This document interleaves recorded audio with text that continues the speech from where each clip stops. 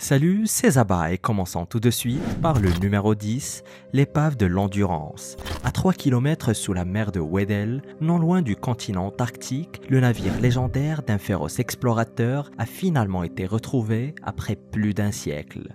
Le légendaire navire d'Ernest Shackleton, l'Endurance, vient enfin d'être retrouvé.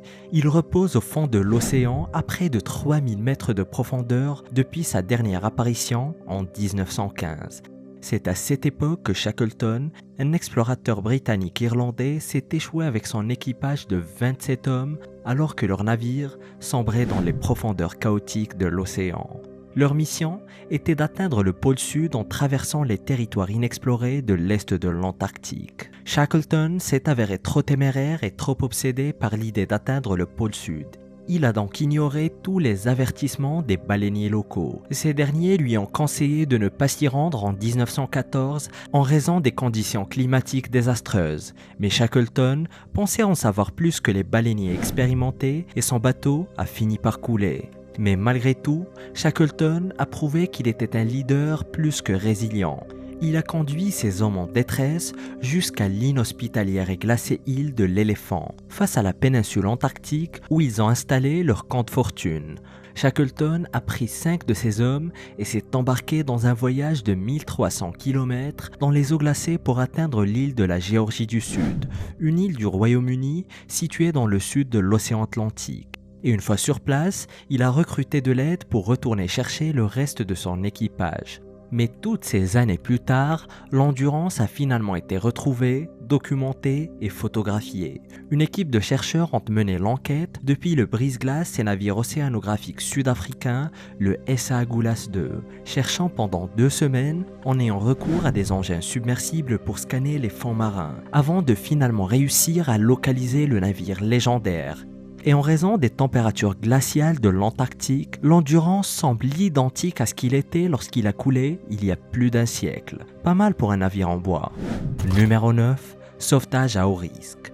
En 1985, l'Union soviétique a mené l'une des plus grandes opérations de sauvetage de l'histoire de l'Antarctique. Il s'agissait de l'un de leurs plus grands navires de recherche qui était resté coincé dans la glace épaisse avec près de 53 personnes à bord. Le vaisseau est resté coincé dans 3 mètres de glace pratiquement indestructible. Les 53 membres d'équipage étaient coincés dans les nuits polaires avec des vivres limités et nulle part où aller. Et même si le brise-glace russe, le Vladivostok, est allé à leur secours au début du mois de juin, ils ne pouvaient les atteindre jusqu'à la fin du mois de juillet. Ils sont donc restés bloqués pendant presque 2 mois. Le vaisseau qui était bloqué était le Mikhail Somov, construit en 1975 en tant que vaisseau de recherche russe. D'ailleurs, le navire opère toujours pour le service fédéral russe d'hydrométéorologie et de surveillance environnementale. Et après avoir passé pratiquement tout l'été coincé dans la glace, le Vladivostok a finalement pu l'atteindre, rampant assez de glace pour que le navire puisse se dégager et tout le monde a été sauvé. C'était il y a plus de 50 ans, et depuis, il n'y a pas eu de sauvetage aussi dramatique en Antarctique. Numéro 8, la carte de Piri Reis. La carte de Piri Reis est considérée par certains comme étant la première carte au monde représentant l'Antarctique. Créée en 1513, elle a été dessinée par l'amiral et cartographe ottoman Piri ibn Hajji Mehmed, alias Piri Reis, qui a compilé des renseignements de nature militaire et créé une carte très détaillée. Mais il ne reste hélas qu'un tiers de la carte originale, dessinée sur un parchemin en peau de gazelle.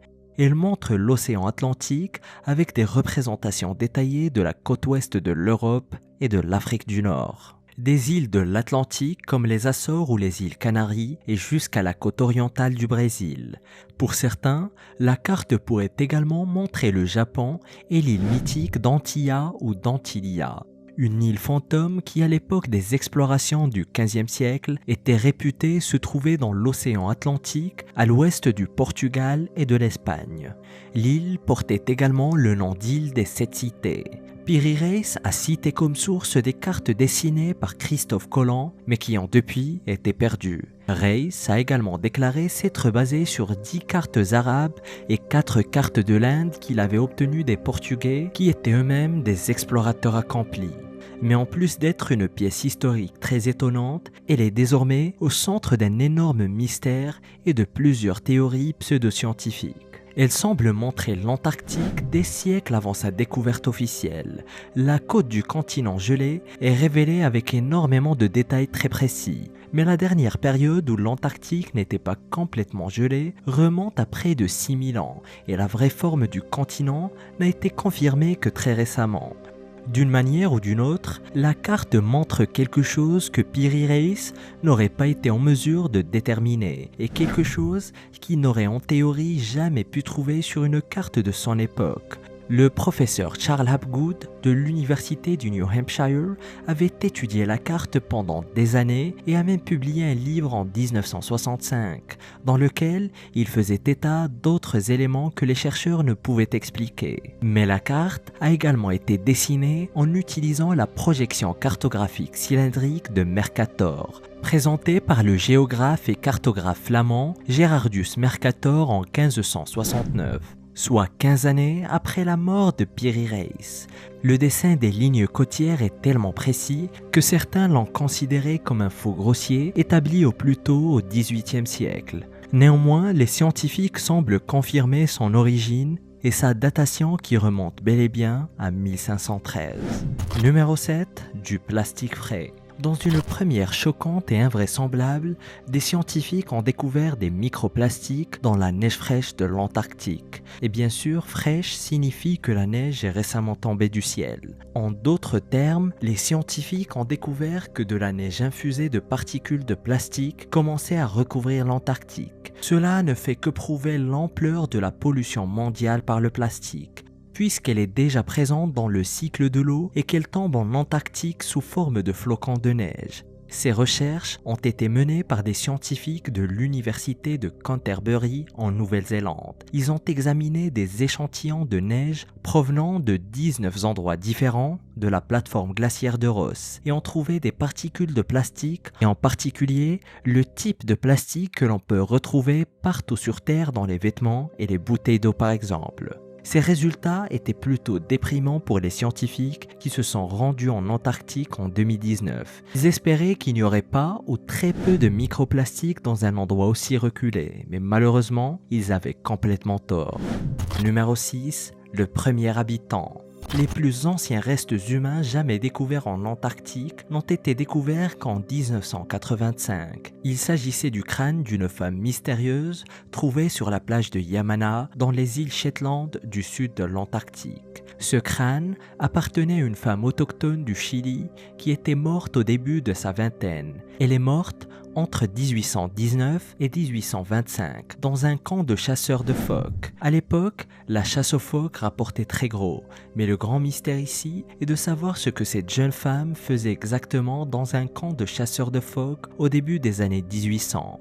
Aucun document révélant l'identité de cette femme n'a jamais été découvert, mais ses ossements pourraient jouer un rôle primordial dans les revendications territoriales concernant les terres sauvages et vierges de l'Antarctique. Et ce, alors que les nations du monde entier se préparent à faire le nécessaire pour se l'approprier. Le traité sur l'Antarctique stipule que personne n'a le droit de revendiquer l'Antarctique jusqu'en 2048. Il va donc bientôt expirer.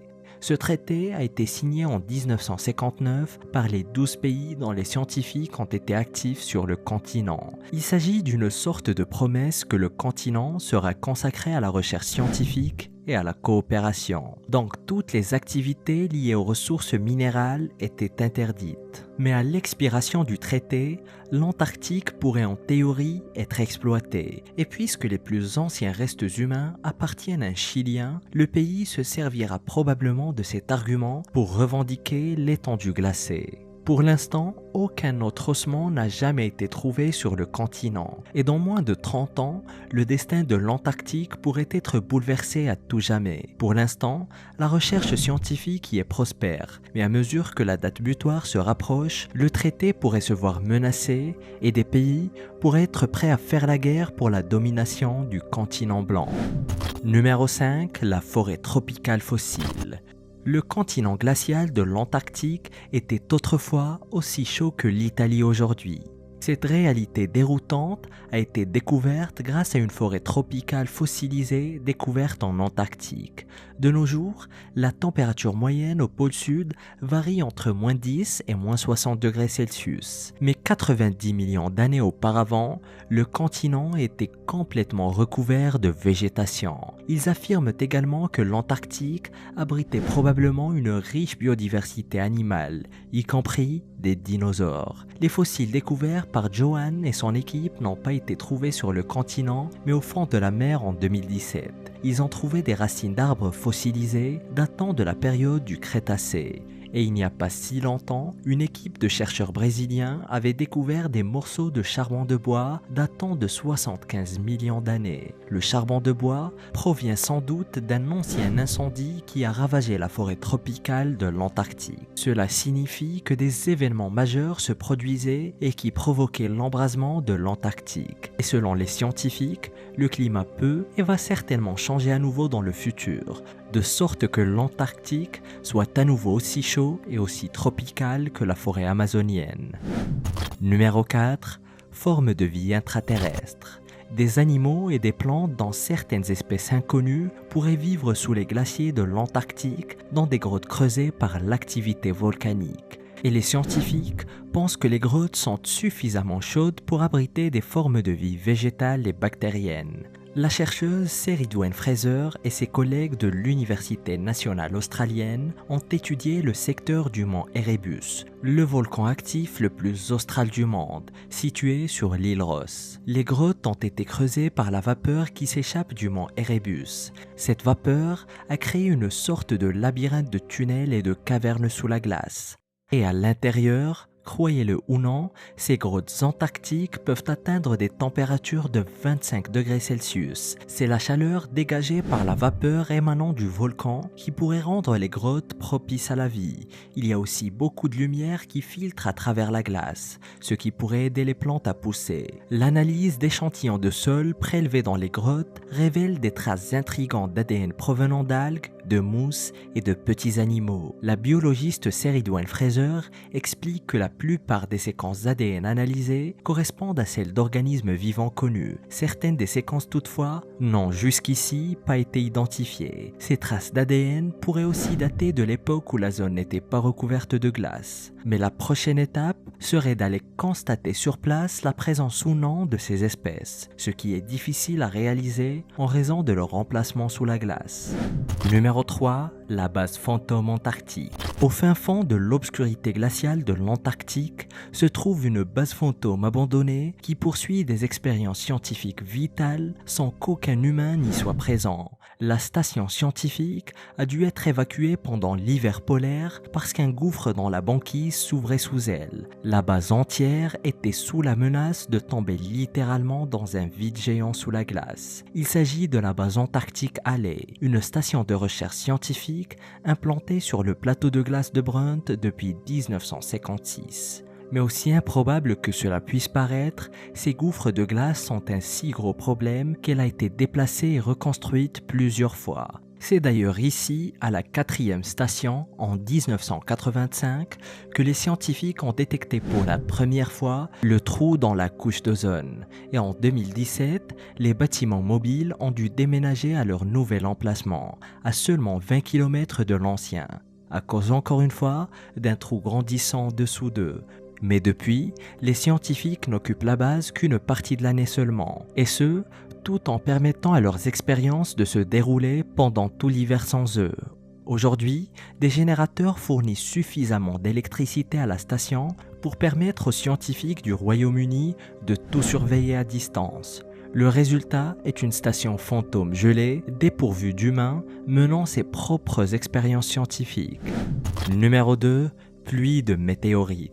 Des scientifiques menant des études à la station antarctique Princesse Elisabeth ont découvert un très gros morceau de chondrite coincé dans la glace. Les scientifiques cherchaient délibérément des météorites qu'ils pensaient être dispersés dans le glacier de Nansen à la fin du mois de janvier. C'est à ce moment-là qu'ils sont tombés sur l'énorme morceau de chondrite de 12 kg.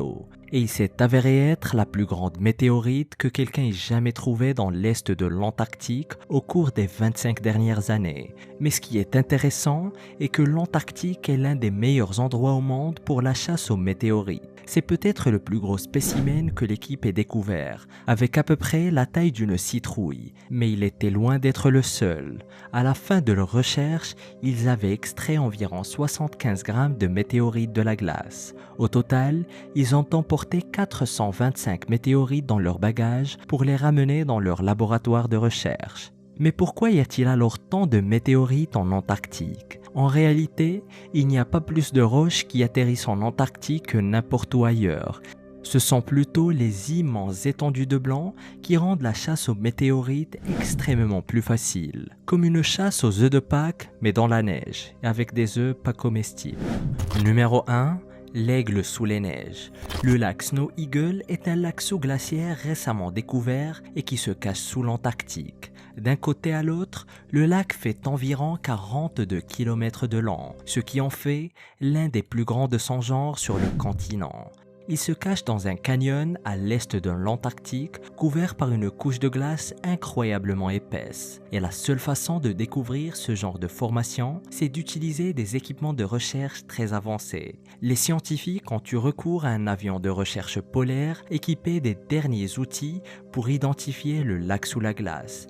Mais ce qui est intéressant, c'est qu'il n'est qu'à quelques centaines de kilomètres de la côte. Cela a donné des idées aux scientifiques. Ils pensent que parce qu'il est si proche de la mer, le mystérieux lac pourrait contenir des informations sur la façon dont la couche de glace s'est formée en premier lieu. Le lac est âgé d'environ 34 millions d'années et de ce fait, il contient certainement des preuves géologiques du passé de l'Antarctique. Le docteur Don Blankenship de l'Institut de géophysique de l'Université du Texas affirme que pour l'instant, les chercheurs savent que quelque chose a changé dans la couche de glace il y a 10 000 ans, mais ils ne savent pas quoi ni pourquoi. Et en creusant plus profondément dans le lac sous-glaciaire, ils espèrent découvrir des secrets du passé de l'Antarctique. Les sédiments au fond du lac devraient fournir des indices sur plusieurs événements qui ont redessiné le continent pendant les dernières dizaines de millions d'années. Et voici la tragédie spatiale dont vous n'avez jamais entendu parler.